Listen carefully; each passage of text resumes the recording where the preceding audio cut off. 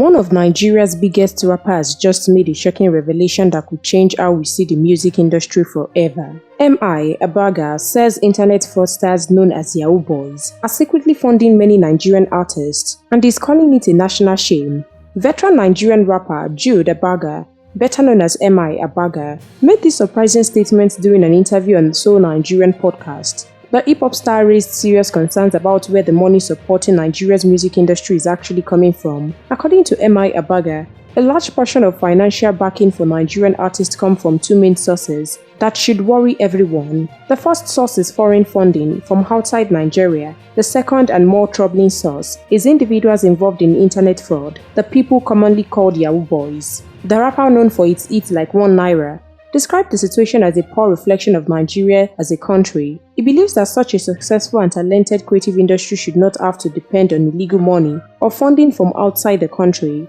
Abaga pointed out a major problem in the industry. He said many young artists today get their financial support from other young people rather than from established investors or wealthy Nigerians who could legitimately support their art. The rapper called the situation an indictment, meaning it shows something is seriously wrong with how Nigeria supports its own creative talents. He believes the country should be ashamed that its music industry, which produces world-class artists, has to rely on questionable sources of funding. Abaga used this opportunity to call on wealthy Nigerians to step up and invest more in homegrown musical talent. He believes legitimate Nigerian business people and investors should be the ones supporting the country's artists, not people involved in illegal activities. Yeah, I mean, we also work with, we're starting with musicians as well to our task. We cover everybody in the creative ecosystem. But you are right. You just perfectly described, your question is the answer.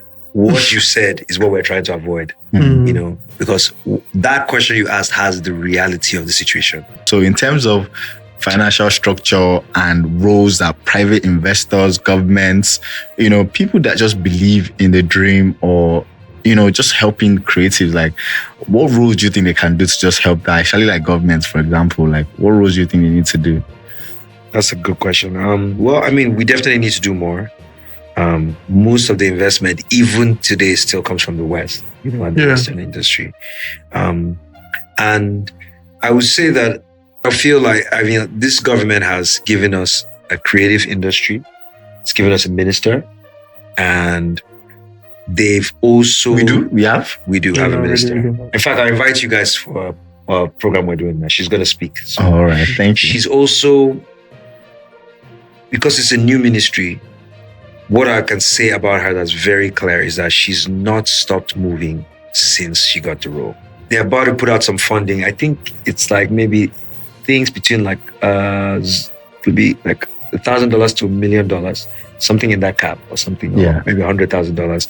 So you can get funding for projects. And so that's one positive. I hope that leads a whole lot of private investment, where we have a lot of billionaires in Nigeria. We have a lot of, there's a lot of controversy when people come talking about Yahoo, because a lot of artists, that's the funding that they have, and it's when people try to talk about it, I don't want to be misquoted here and say the wrong thing, but what I'm trying to say is that it's an indictment on our country that we have such talented musicians and that the major funding for the industry comes from the West and comes from this other industry.